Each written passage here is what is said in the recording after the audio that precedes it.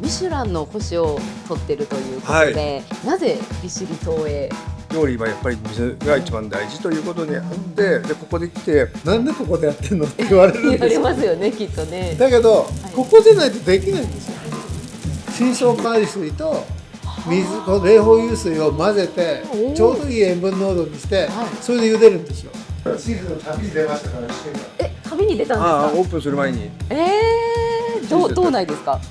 東北ですね。食べてってもらいたいピザだったりメニューはありますか？ゴリーズで、はい、僕一番お客さんにおすすめするのは、はい、今日はですね、なんと利尻島で今話題のお店ピザゴリーズさんにこれからお邪魔したいと思っています。アメリカカリフォルニアで一つ星を取ったシェフがいらっしゃるということで、今日お料理すごい楽しみにしております。こちらの通りはね、有名なラーメンミラクさんもある通りで、須田商店さんもあって、そしてね、向かい側には島の駅さんがあって、はい、こちらがですね、利尻ピザゴリーズさんです。早速ね、お邪魔したいと思います。こんにちは。今日はよろしくお願いします。よろしくお願いします。迎えてくれたのはオーナーの高橋さん。今回の取材を快く受けてくれました。動画の後半ではインタビューをさせていただいてます。そしてまずはシェフのピザ作りの様子を見学させていただきます。今日作っていただくピザは何ピザですか？利尻ならではの利尻板。利尻板。はい、利尻板というピザを作ります。利尻板は、皆さんご存知のマルガリータの中に、利尻の天然とろろ昆布を、忍ばしたとろろ昆布。はい、一つのピザです。これは何ですか？これセモリナ粉と言いまして、これは打ち粉に使ってます。打ち粉に。すごいちょっと黄色みがかった。そうですね。粉ですね。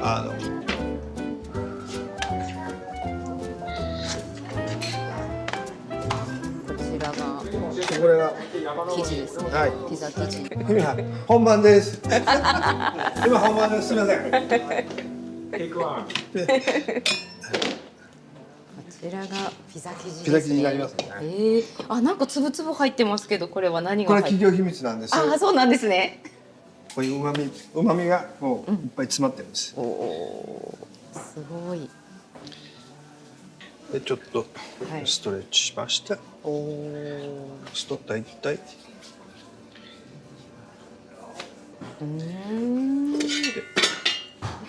こにトマトソースですか？トマトソース。これも普通のイタリア産の。イタリア産。はい、これイタリア産のトマトなんで、これはすみません。利尻とは無関係です。全部見せていただいちゃっていいんですね。もちろん。天然とろろ昆布を敷きます。とろろ昆布、こんなにたっぷり入ってたんですね。そうです。これはやらせじゃないです。すごい贅沢。結構敷かないとチーズに負けちゃうんで、でチーズと合わせると、チーズとの抜群の相性で。でこれはモッツァレラチーズですね。モッツァレラチーズ。これは北海道産ですか？はい、そうです。今日うちらが使ってるのはおこっぺの。おこっぺ。はい、おこっぺにあると。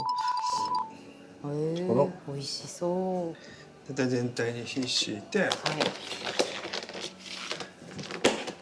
次はこれバジルですね。フレッシュバジル。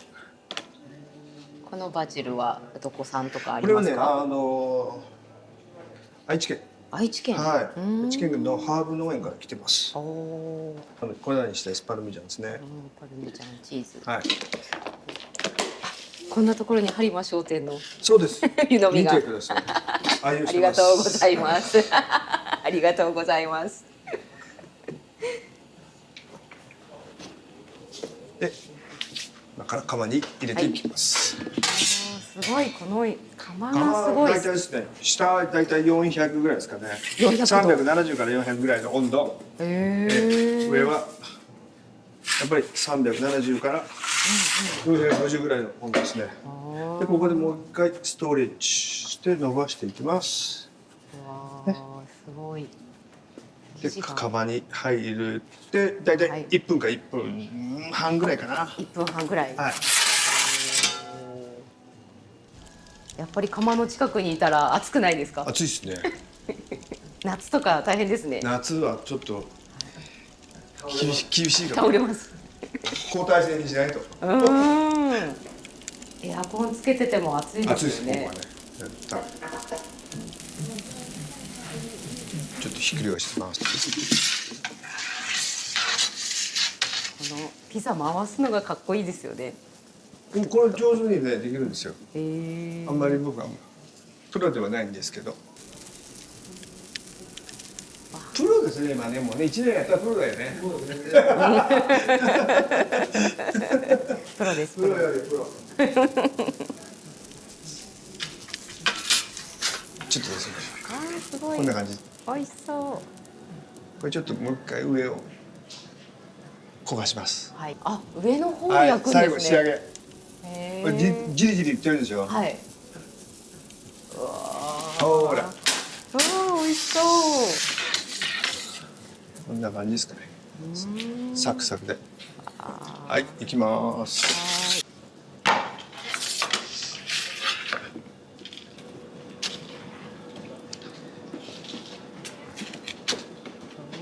オリーブオイル、パルメジャンですね。はい、どうぞ、できました。リシリタです。リシリータ。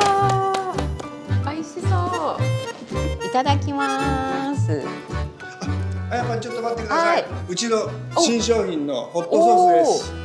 こちらはですね、ゴリスコと言いまして、まあタバスコタイプ。タバスコタイプ。はい、お酢と塩と唐辛子が入ってます。で、こちらはですね、若さんホット。これはちょっとトマトとかパプリカのピューレベースのホットソースになります。これもトライしてください。ありがとうございます。しかも利尻昆布も入ってるんですね。そうなんです。そうなんです。天然です。天然の利尻昆布が入ってるそうです。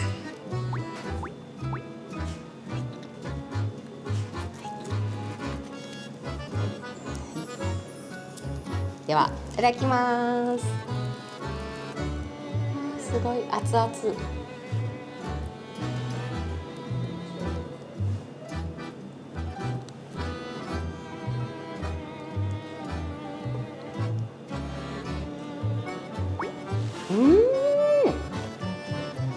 すごいとろろ昆布の味がすごい出てます。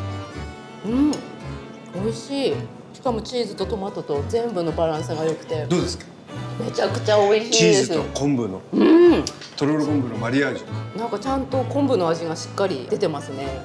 とろろ昆布、まあ利尻の昆布を使いたかったんで、それがなんかゴリーズの、まあなんだろう、シグニチャーディッシュっていうかシグニチャーのプレートにしたかったっていうか。で、まあそうですね。上にとろろ昆布をこんもり上に乗っけたりとかやったんですけど、やっぱりこれ今のがベストだと思います。確かにシンプルだけど味わい深いですよね。そうですね。若さんホットも試してみます。濃厚な感じですね、ソースが。今昆布が入ってます。で、もう全部それでミックスブレンダーでかけてピューレみたいにしてます。これをお土産で買えたりもするんですか。はい、そうです。店頭にて。店頭にて販売してるそうです。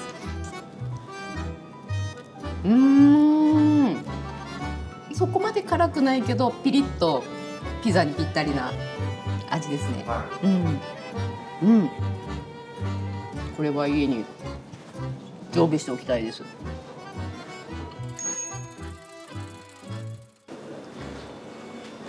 お邪魔します。今朝取れた。今朝取ってきたやつ。おお、すごい。まだ動いてます。もちろん。もうこれをピザにする。贅沢の気が張りですよね。もう生きてるうちに冷凍することによって、これ以上フレッシュないわけで、で時期があるじゃないですか。ありますね。だから時期が終わってからでもやっぱお客さんにね、食べていただけるっていうのが。一番大事なことで、うんうんうん。これもちろん生の方がまあいいんでしょうけど、でも、ね、海が荒れてたら食べれないわけで、そうですよね。そうそう、みんなお客さん、みんな利尻に来た人が食べたいとか言っても、すいません今日はありません、明日も海がしけてるからありませんとか、そんなことばっかりで結食べ構ありれないで帰ますよね。るみたいな、食べたかったのに。それかわいそうみたいな、俺も食べてもらいたいしね。で今年はこれがいいか、これをオーブンで、オーブンで。はい、オーブンでウッドオーブンで焼いて、薪で。残酷焼きみたいな。残酷焼き。なかなかないですね。利尻じゃ絶対できないです。ちょっと利尻昆布食べて育ってますからね。そうですね。旨味が。やっぱもう味がね、全然違いますよ。この間は毛ガニのパスタがあったんですよ。食べました。食べました。どうでした？めっちゃ美味しかったです。あんなのバチ当たりますよね。しかも量が半端じゃないぐらいな毛ガニ入ってたんで、初めて食べました。はい、ここで少しゴリーズさんの魅力的なメニューをいくつか紹介します。利尻板をはじめ島の食材を使ったウニピザ、海藻ピザ、ナマコピザもあったり、他にも北海道の食材を使ったジンギスカンピザ、北海道チーズピザ、春限定山菜ピザなどもあります。さらになんとデザートには昆布アイスやウニアイスもあって、どちらも本当に絶品でした。そんなゴリーズを仕掛けたお二人、高橋さんと若林シェフにインタビューをさせていただきました。それではどうぞ。名前は高橋義光と言います。アメリカに40年住んでます。過去に寿司屋だったり、魚河岸でマグロ屋だったりしてて、でそれのつてでアメリカに行って、それからずっといるんです。で途中は古着屋になって、ヴィンテージリーバイスを追っかけて25年ぐらい、原宿でお店をやってました。その時の名前がこれです。じゃあその名前を使って。そうです。なので、ロゴもこれなんですよ。なのでどんな名前にしようかってなった時に、こうなんか本物を追求したいっていうのがあって、でこれ以上のものはないとか、新しい例えばものをこうコラボさせた時のが面白いので、その感激を知りたいと思って、それで同じ名前にしようとっていうことですね。ゴリーズっていう名前自体には意味は？これ僕のニックネームだったんです。そうなんですか？だから知ってる人は知ってますね。普通の人は知らない、もちろん知らないんですけど。じゃあ今ここに利尻にまたできてという、でもね、夏は観光の方たくさん来るから、もしかしたらっていう方が現れるかもしれないですね。そうなったら嬉しいですね。あとなぜ利尻にっていうのが気になってて。それはですね、今アメリカで海産物を豊洲から仕入れて、それをいろいろなところに売ってるんですけど、やっぱり料理って昆布から始まるんですよ。グルタミンとイノシン酸がくっついて、味が8倍とか10倍とかになるっていうのがやっぱり料理の面白いところなので、それをやるためにはやっぱり昆布の美味しいところのものを使いたいと。で利尻ってやっぱり利尻がすごいのは、利尻山があって、その利尻山の雪解けの水で、海がね本当に澄んだきれいな水になって、そこで育った昆布がいて、で昆布の周りで育った魚とか小エビとかそういうのがいて、その食物連鎖っていうの、それがあるからここの食材は本当に美味しいんですね。でそれをやっぱ形にして、やっぱお客さんに出したら、わって思ってくれたら嬉しいなと思ったんですね。でそれはアメリカじゃできないので、たまたま縁があって、利尻の話があったので、それでここに来てみました。そしたらそれ以上にすごいとこですね、ここは。本当ですか？はい、以上に。結構ここでレストランやってると、なんでここでやってんのって言われるんですよ、ね。言われますよね、きっとね。だけど、ここじゃないとできないんですよ。例えば魚だって、いろいろね、やっぱり時間が経つとやっぱ劣化する、酸化しちゃうんですよね。プラスここの深層海水を使ってるんですよ、うちよく。塩の代わりに深層海水を使うんですね。そうなんですね。だから茹でる時に、よくみんな水にお湯に塩を入れて、で茹でるじゃないですか、パスタとかね。それはうちは深層海水とこの冷法油水を混ぜてちょうどいい塩分濃度にして、それで茹でるんですよ。それで茹でられたものって本当に美味しい。まあピザもそうなんですけど、北海道のね、小麦とここの冷法油水でこねるじゃないですか。そうするとやっぱりね、本当にね、もう本当音楽に例えたら、本当に澄んだ音って言ったらいいんですかね、それができるんですよ。これね、アメリカのロックみたいにバーンみたいな、それじゃダメなんですよ。やっぱ一個一個がよくわかるような感じって言ったらいいのかな。それがやっぱりやることによっていろんな七変化ができるし、まあそういうことなので、ここはすごいです。ただ冬は厳しいですけどね。そうですね、冬は厳しいですよね。でもこの冬がなかったらそれはないんですよね。厳しい冬があるからこそ。雪でほらね、山がもう真っ白になってそれが溶けて海が良くなるから、それなしで利尻の美味しいものはできないから、もう本当にね、感激するとかわーって思って、その利尻の醍醐味っていうんですかね、それがどんだけすごいのか実感して帰ってもらいたいですね。やっぱね、僕東京生まれ東京育ちなんですけど、東京じゃできないです、これは。やっぱり自然、すごい自然があるから、さっき言ったみたいなね、それがあるからこの料理ができるわけで、これ同じものをここで揃えて東京に持ってったって無理ですね。でもともとうちのグループ会社は豊洲にあって130年もやってるわけで、そこで魚なんて全部手に入るんですけど、無理ですね。それでも無理ですか？やっぱ水がないから無理なんですよね。全ては水。それとあとこの薪も中川っていうところの森林組合の人がわざわざ運んでくれるんですよ、ここまで。でここの北海道の水ならっていう木でやってるんですけど、これがやっぱりね、高温で長持ちするんですよね。そうなんですか。そうでピザっていうのはだいたい400度425度ぐらいで焼くんですけど、普通の薪だとバッて火がついてバッて熱が落ちちゃうんですね。でこれって一回もう 1時間かけて温めて、もう下手したら2時間かけて温めて、でそれをずっとその温度にしとかないとピザって焼けないんですよ。焼くのに本当に2分とかそんな世界なんですけど、それをするために2時間とか、だからこれも含めて、まあこれは北海道のどっかではできると思いますけど、だから全部が組み合わさってこれができるみたいな。その水ならっていうのは何か特徴とかあるんですか？香りがとか。それはありますね。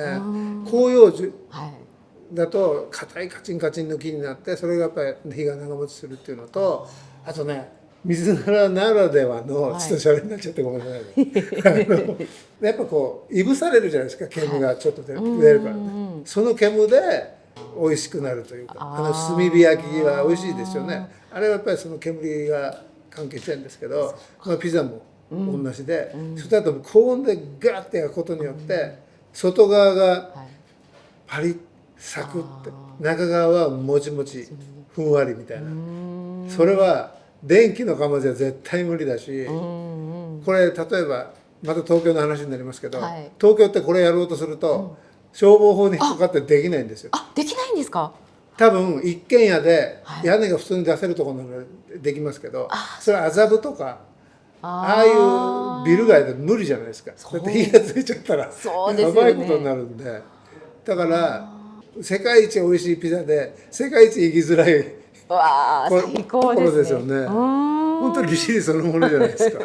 それだと利尻って山菜がいっぱい取れるでしょ。はい、季節今しかやってない、今しかできないんですけど、山菜ピザが利尻で、例えば餃子にんにくとか、いろんなものが取れて、それのピザを作ったりとか、そうあれ朝取ってくるから使えるけど、あれもう3日も4日も経ってしなしなになっちゃうし、かといって塩して瓶詰めになっちゃったら味は落ちちゃうし、入ってりゃいいってもんじゃなくて、やっぱりね、いろいろ頭おかしいなお前らって思うかもしれませんが、いや素晴らしいです。なかなかね利尻の他の飲食店でも山菜出されてるところは少ないような気がします。はい。まあ皆さん家では食べてるんでしょうけど、そうですね。家ではいただいて、店では出さないっていうところですよね。そんな感じですね。はい、ありがとうございます。若さんもうまだ若さん聞くんですか？若さんにもインタビューを。すべて言ったんじゃないの？結構まだあるでしょうね。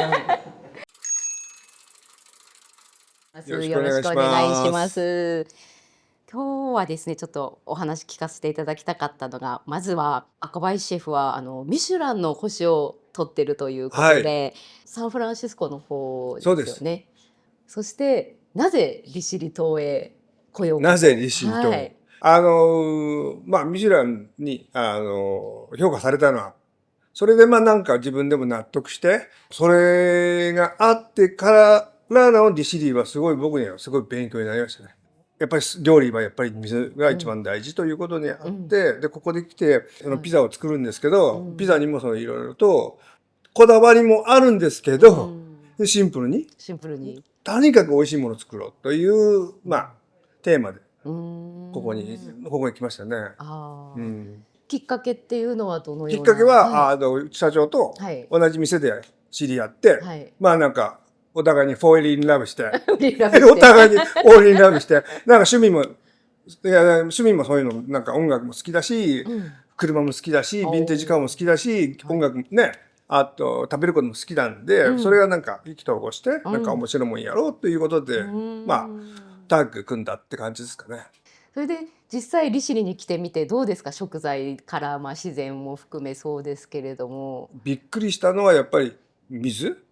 どこ行っても水ですね。水がやっぱり一番。水が素晴らしいですね。やっぱ軟水なんですけど、でもこの今僕ら冷房油水組んできてるんですけど、それはもう30年ぐらい前の雪解けのろ過されて出てきてるお水なんで、本当にね、なんだろう、まろやかというか食材に優しい水、なおかつその深層水、それを使っての料理も、これも初めてここに来ての試してすごいいい結果が出たっていうか、面白いなっていうことですね。これ他のどうだろう、他の海の島でもあっても、なんだ同じ深層水を使ったとしても同じようなことはできないと思います。だから利尻ならではのことじゃないですかね。そうだったんですね。なんかいろいろね、たくさん高級な食材とか利尻にはあるけど、やっぱり一番が水っていうのがちょっと驚きました。水が美味しいから昆布も育ち、その美味しい昆布を食べるウニがあってウニも美味しい。それをだから魚もそうだし、多分水だと思いますよ。だから海水の中でもなんかスプリングウォーターがこの山からの水が湧いてるっていうのも聞いたし、この辺の利尻島の周りは美味しいお水になってる。美味しいお水と海水もそうですけど、だから食材にもう持ってこいのってことですね。そうだったんですね。と思います。あと今ピザを中心にやられてるじゃないですか。なぜピザという形に。このプロジェクト、このピザのあれはもううちの社長ともう8年10年ぐらい前からの構想で。そんな前から。前はですね、うまみピザっていう名前でうまみピザをなんか発信していこうという企画だったんですよ。それがちょっと眠ってて、で今回こういう場所が見つかって、で社長から話があって、一緒にやんないかでピザいけると思うよっていう感じで、まあピザはほら子供から大人まで食べれる、世界の人がみんな知ってるピザ、そこにでも、とにかく生地を美味しく作ろうと僕は最初に考えたんですよね。そのピザのその生地に今開発されたと思うんですけれども、結構かかりましたか、その生地をこう完成させるまで。その具材を入れるのはまああれなんですけど、そこでのその配合分を何回も何回もトライして、今現在のパーセンテージにきたっていうですね。これはピーって入れてもらわなきゃいけない。ピーって入れてもらう。みんな真似しちゃうぐらい。大変大変。そうですね。チーズの旅に出ましたから、1週間。旅に出たんですか。オープンする前に。道内ですか。道北ですね。道北。旭川まで一応旭川の方まで降りてって、でオホーツクのコッペで今使ってるチーズを見つけましたね。旅の道中牧場とか行ったりとか。そうアポイントは取っといて、行きますとか言って、でたまたまアポイント取ってないとこに行ったんですよ。そうなんですか。だからいきなりそこの社長が「お前らアポイント取んないで何しに来たんだ」みたいな感じで「まあどっから来た?」って言うから「いやうちらサンフランシスコから来たんですよ」面白いな」っつって「上がれ」っつって、そこでそこの社長からこういろいろその牧草の作り方からその土、あと牛舎のそのクリーンナップとかそういうのも全部教えていただいて、とにかくそこの牛舎もアニマル臭がしなくてびっくりしたんですよね。だから本当美味しいミルクができる。そうなんですね。ミルクも試したんですけど美味しいし、そこのやっぱりそのミルクで作られるチーズが一番なんかシンプルで良かったですね。そこの牧場で直営でチーズ工房もやられているんですか。そうなんですか。なんと農林水産大臣賞とかももらってるし、とこなんです。全然知らなくて僕たち。お前らは俺たちの知ってんだろうって知りません。チーズは向こう逆に朝が面白いなみたいな感じ。でも俺はとかお前らにチーズ売るか売れないかまだ分かんないみたいな感じで言われて、まあでもすごいところから仕入れてるんですね。じゃあ最後になりますけども、これだけはゴリーズで食べてってもらいたいピザだったりメニューはありますか。来たら必ずこれを食べてってほしいという。ゴリーズで僕一番お客さんにおすすめするのは、看板の利尻タもそうなんですけど、今日いただいた海藻ピザですね。海藻利尻のわかめを使ったピザなんですけど、これはね僕はびっくりしました。海藻って何々入ってるんですか。今はわかめですね。時期によって。時期に違う。岩のりが取れる時は岩のりをこう上にトッピングに乗っかったりしますけど、だいたいわかめがベースで。合うんですねピザに。合いますね。これトマトソースじゃなしに使ってるんですけど、冷風油水でピーって言ってる時に冷風油水で伸ばしてで生地に滑らかになるので生地に塗って、そこにモッツァレラチーズと海藻と、これ絶妙ですね。で焼き上がった後のその海藻の香りがものすごく良くて、皆さん喜んで召し上がっていただいてます。なかなか思いつかないですよね、そういうメニューを。どうやったらそういうふうに思い浮かぶんですか。メニュー作る時は、とにかく分解するんですよ。分解して一つのテーマあって、こういうふうな味にしたいなっていうのがあって、それをこう分解してってまた組み立てていく。食材をこれを合わせてこれ合わせてっていう足したり引いたり、たまには割ったりかけたりとかしますけど、そういうメニューの作り方してます。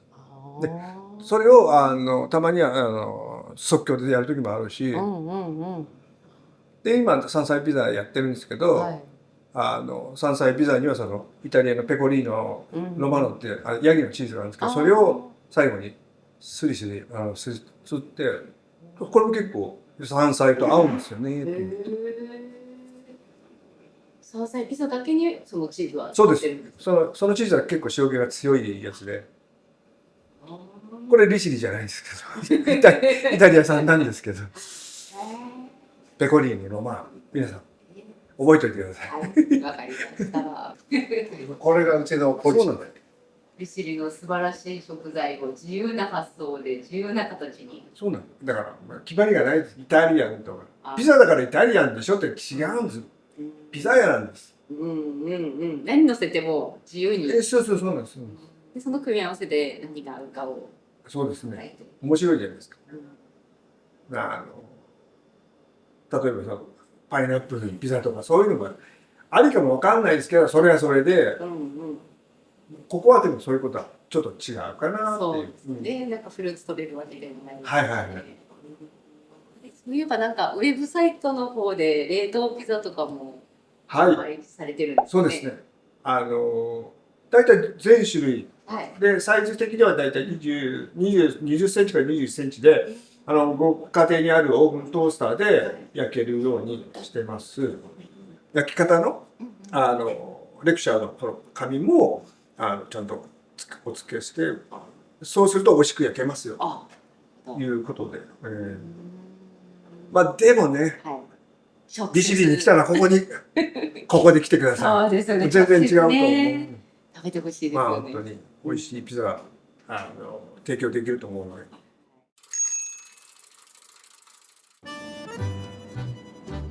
いや本当にね、今日ゴリーズさんのお料理とっても美味しかったです。皆さんもね、ぜひ利尻島に住まれている方はぜひ、あと利尻にね観光でいらっしゃる方も利尻の食材をふんだんに使ってますので、ぜひ皆さん食べに来てください。そしてですね、利尻に足を運べないという方は冷凍ピザがウェブサイトで購入することもできますし、あとですね、ふるさと納税でも出品しているそうなので、ぜひそちらからの購入もよろしくお願いします。それではですね、本日の動画はいかがだったでしょうか。チャンネル登録、高評価励みになるのでよろしくお願いします。それではまた来週金曜日、また見てね。